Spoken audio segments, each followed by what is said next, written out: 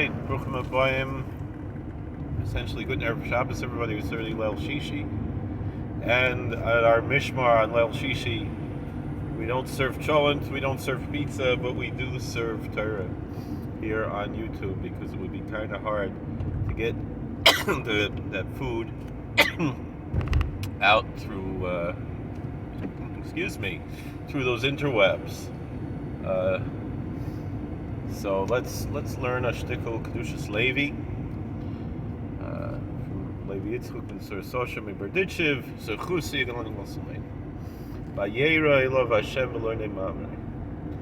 And the Lord appeared unto him in the terebinths of Mamre. That's Genesis 18, verse 1. That's this week's Parsha. V'yesh l'daktik. So we can look at this carefully. Lama leikosa Vayera Hashem el Avraham. Why doesn't it say, and the Lord appeared unto Abraham? Why did it say, and he appeared unto him, the Lord? Is actually what it says. Who was he appearing to? Who was God? And he appeared unto him, comma, the Lord. Right? So who is Hashem appearing to? Why doesn't it say, and the Lord appeared unto Abraham, as you would assume, grammatically speaking, anywhere else? Obviously, if God wrote the Torah this way, there's a reason for it. And I think, these type of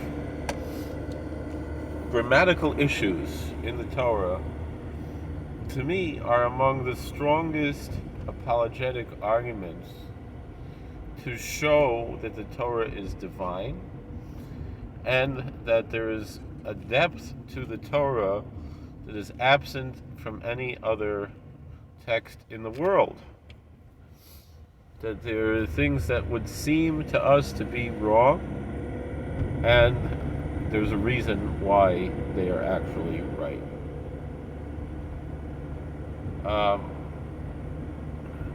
So V'lama Eino Mazkir Shmo. Why isn't Abraham's name mentioned here? Vayera. So, of course, there are, a plethora of answers to this question.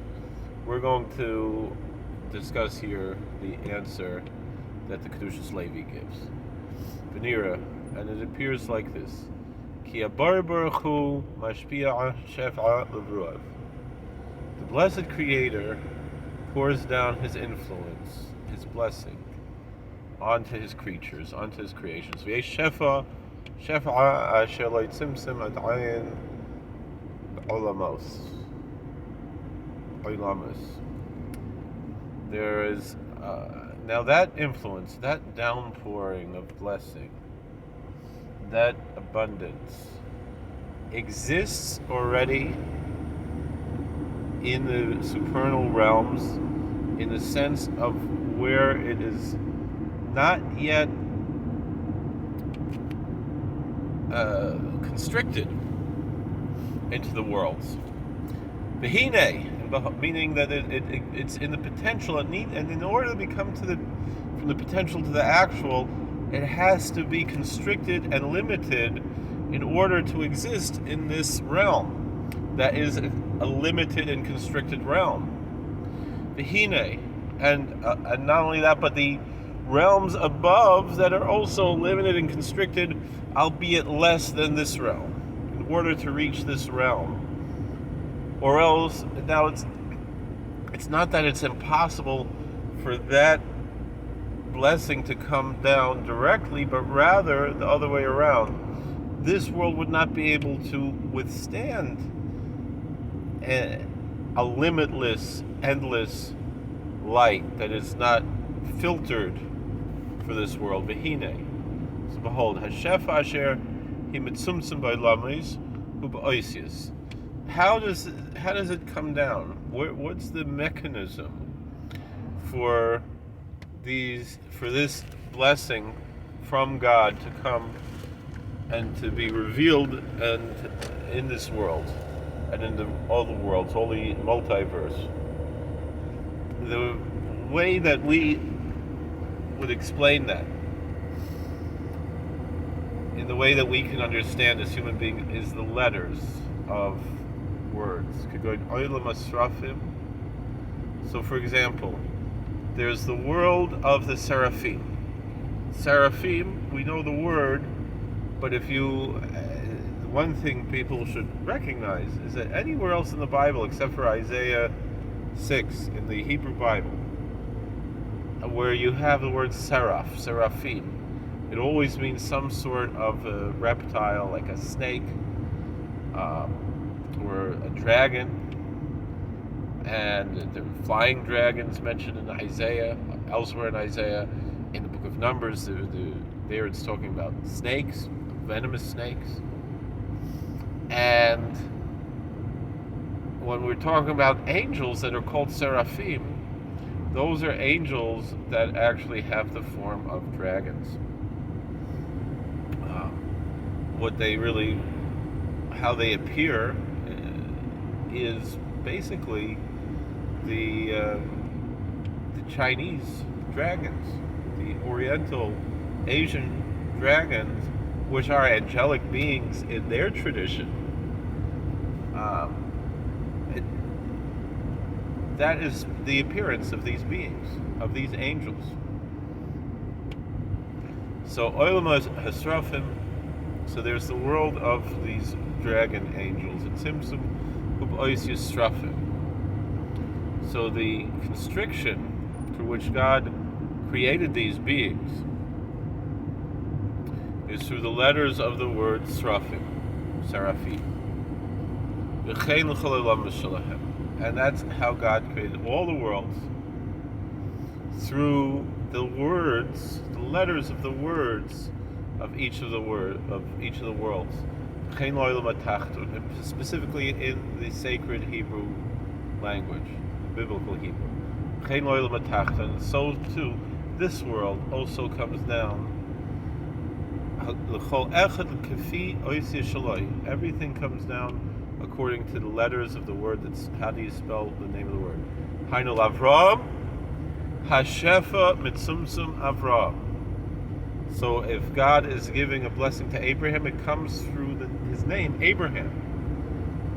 And so too, for every human being, your name is the conduit through which God filters his blessing to you. So behold, if a person worships the Lord, the blessed Lord, with self-sacrifice, Az hu mispashet ha'oisius. When he has self-sacrifice, that he nullifies himself before God's glory, he removes the letters. He removes that garment of the letters. And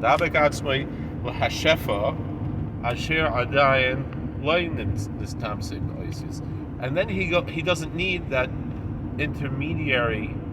He can go directly to God and receive the blessing, receive the downpour of divine influence that has not yet been constricted or filtered into letters. It's just directly to God. V'hine Avram Avinu alav shalom mo atzmai la'asik nusay. Now Abraham, he worshipped God through self-sacrifice. He circumcised himself when he was a very elderly person. He served God with self-sacrifice. He removed that garment of the letters of his name. He just was an existence of a non-existence, very similar to what you see in some of the Eastern traditions, who some say received their wisdom from Abraham. They were the B'nai Keturah, and so the type of ideas that you see both in the more ancient traditions, like the Buddhist tradition of non-self, and in the later traditions of the Sikh tradition that also has a goal of reaching non-self. It seems from here, and I don't think the Kedushas Levi studied those traditions or was even really aware of those traditions. He lived in Ukraine in the late 1700s. He was totally Jewish. I don't think he was really that aware of even the theology of his own Christian neighbors, to be honest. And which points to me that this idea that he's not being influenced in any way by anything foreign. That's why I'm sharing this. And not only that, but he was inspired in a very sacred manner. And so he's explaining this idea in the Jewish Hasidic tradition. He removed himself from the letters of his name. So it was a transcendentalist approach of recognizing God's unity in the whole universe, which is Maimonidean, but also Kabbalistic. It's both rational and mystical, to recognize that there's no place empty of God, and so therefore you lose yourself in that flow of God. It's a bittul. That's also in a certain sense, it goes along with the Taoist tradition of going with the flow of non-self, of removing oneself. And that's why it doesn't have to mention Abraham's name here, because at that point he reached a level where he removed himself and just attached directly to God, meaning he removed any barrier to God of his own ego.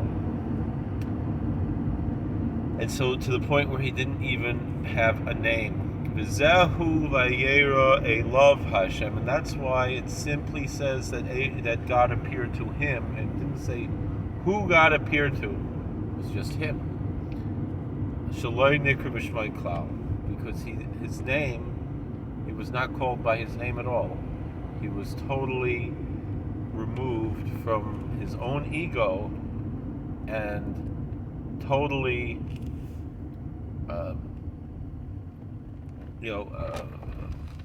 placed directly into God's light without anything to hold him back.